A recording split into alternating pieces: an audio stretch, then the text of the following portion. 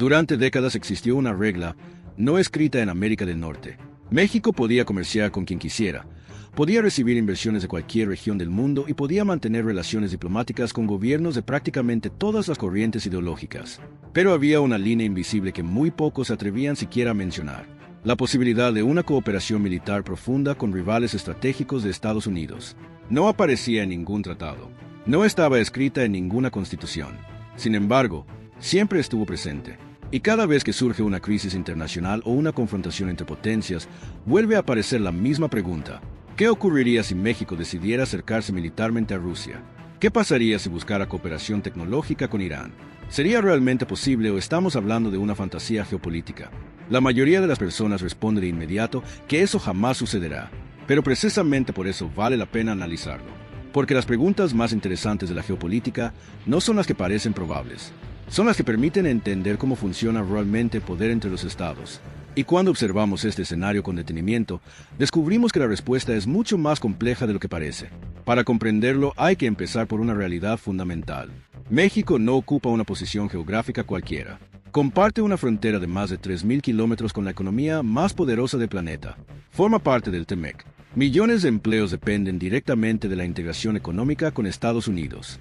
Una parte enorme de las exportaciones mexicanas cruza diariamente la frontera norte. Las cadenas industriales de ambos países están tan conectadas que, en algunos sectores, un mismo producto puede cruzar varias veces la frontera antes de llegar al consumidor final. Eso significa que cualquier decisión estratégica relacionada con defensa, tecnología militar o alianzas internacionales no puede analizarse de manera aislada. Cada movimiento genera consecuencias económicas, políticas y diplomáticas. Y precisamente por eso la idea de una cooperación militar con Rusia o Irán resulta tan explosiva, porque obligaría a cuestionar uno de los pilares que han definido el equilibrio estratégico de América del Norte durante más de un siglo. Pero antes de responder si algo así sería posible, es necesario entender por qué Estados Unidos históricamente ha sido tan sensible respecto a la presencia de potencias externas en el continente americano. La respuesta se encuentra en la historia. En 1823, cuando muchas naciones latinoamericanas acababan de independizarse, Estados Unidos formuló una política que terminaría influyendo profundamente en toda la región. La llamada Doctrina Monroe establecía que cualquier intento de intervención europea en el continente sería considerado una amenaza para los intereses estadounidenses. Con el paso del tiempo, aquella doctrina evolucionó hasta convertirse en algo mucho más amplio. Washington comenzó a considerar gran parte del hemisferio occidental como una zona estratégica donde la presencia militar de rivales externos debía mantenerse limitada. Esa visión sobrevivió gobiernos, guerras mundiales, crisis económicas y cambios ideológicos, y alcanzó su máxima expresión durante la Guerra Fría. Quizá el mejor ejemplo ocurrió en 1962. La crisis de los misiles en Cuba estuvo a punto de desencadenar una guerra nuclear. La razón era simple. La Unión Soviética intentó desplegar misiles estratégicos a pocos kilómetros del territorio estadounidense. Para Washington aquello era completamente inaceptable. Durante 13 días, el mundo estuvo peligrosamente cerca de un conflicto que habría cambiado la historia de la humanidad. Al final se alcanzó un acuerdo diplomático, pero la lección quedó grabada en la mente de los estrategas estadounidenses. La presencia militar significativa de potencias rivales cerca de sus fronteras sería considerada un asunto de seguridad nacional. Y aunque el mundo actual es muy diferente al de 1962, esa lógica no ha desaparecido.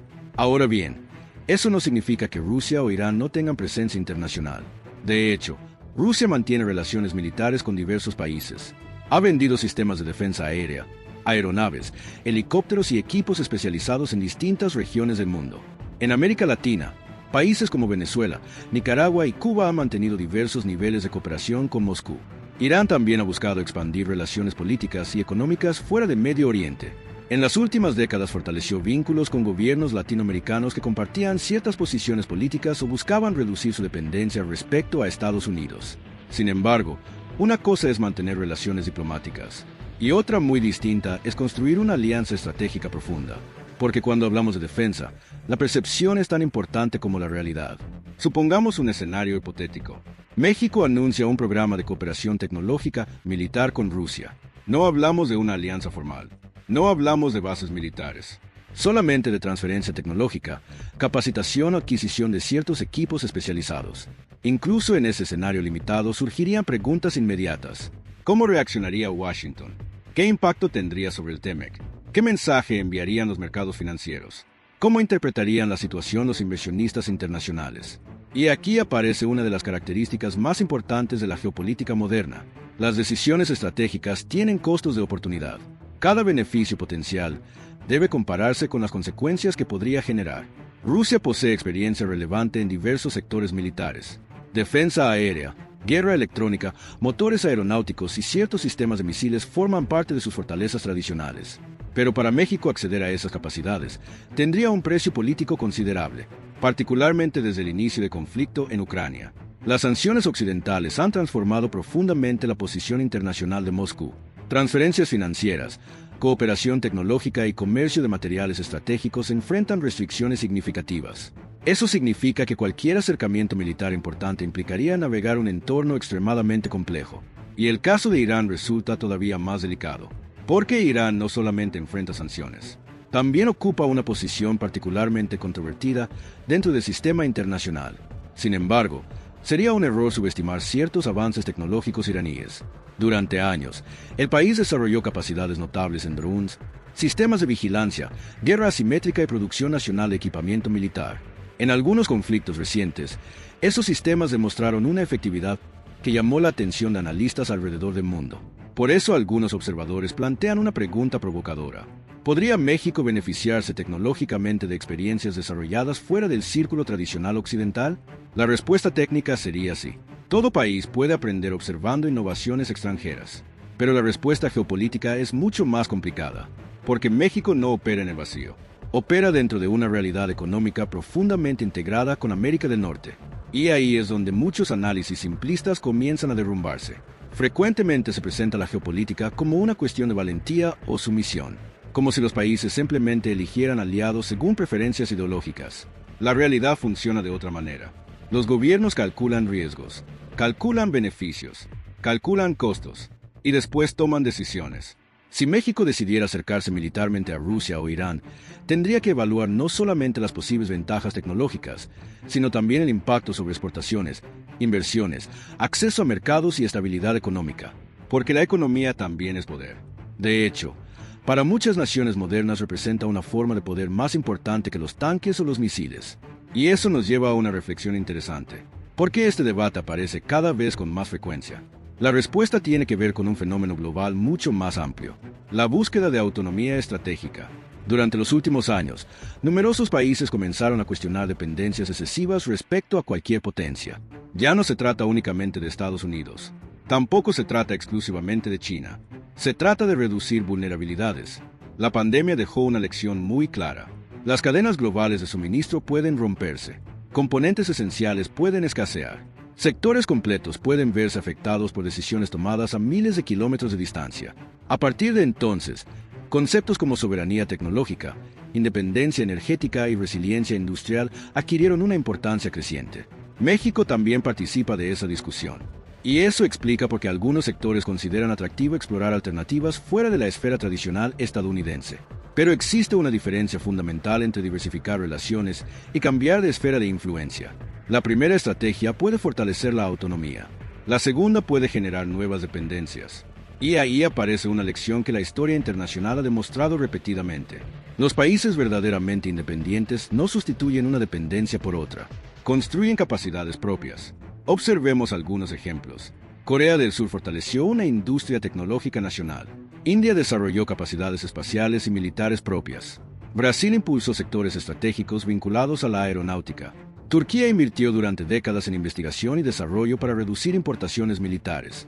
Todos buscaban mayor autonomía, pero el elemento central no fue encontrar un nuevo protector internacional. Fue desarrollar fuerza interna. Y quizá esa sea la lección más importante para México. Porque si el objetivo es aumentar margen de maniobra geopolítico, la herramienta más poderosa probablemente no sea una alianza militar con Rusia o Irán. Probablemente sea la construcción de capacidades nacionales. Industria, tecnología, infraestructura, investigación científica, educación, manufactura avanzada, innovación. Esas son las herramientas que realmente amplían la libertad de acción de un país. Además, existe otro factor que suele ignorarse. México no enfrenta actualmente amenazas militares convencionales comparables a las de otras regiones del planeta. Sus principales desafíos de seguridad se relacionan con crimen organizado, control territorial, protección de infraestructura estratégica, ciberseguridad y fortalecimiento institucional. Ninguno de esos retos requiere necesariamente una alianza militar profunda con Moscú o Teherán. Por eso, cuando analizamos el escenario de manera fría, la conclusión resulta bastante clara. ¿Podría México mantener relaciones diplomáticas con Rusia e Irán? Sí. Podría ampliar intercambios académicos, comerciales o tecnológicos en ciertos ámbitos específicos. También, podría establecer una alianza militar profunda sin enfrentar enormes consecuencias geopolíticas y económicas. Eso resulta mucho más difícil. No porque exista una prohibición formal, no porque Estados Unidos tenga derecho legal a impedirlo, sino porque la realidad geográfica, económica y estratégica crea incentivos muy poderosos para evitar ese camino. Y aquí llegamos al núcleo del debate. La verdadera pregunta no es si México debería elegir entre Washington, Moscú o Teherán. La verdadera pregunta es cómo puede aumentar su autonomía estratégica, sin poner en riesgo los intereses fundamentales que sostienen su economía y su estabilidad. Porque las naciones más exitosas del siglo XXI no serán necesariamente las que formen las alianzas más llamativas. Serán aquellas capaces de generar conocimiento propio, desarrollar tecnología propia y construir suficiente fortaleza interna para tomar decisiones con mayor libertad. Por eso, cuando escuchamos hablar de alianzas prohibidas, conviene mirar más allá del titular, porque el futuro estratégico de México probablemente no dependerá de acercarse a Rusia o Irán, dependerá de algo mucho más difícil: construir las capacidades que le permitan no depender excesivamente de nadie. Y esa, más que cualquier alianza internacional, podría ser la forma más poderosa de soberanía.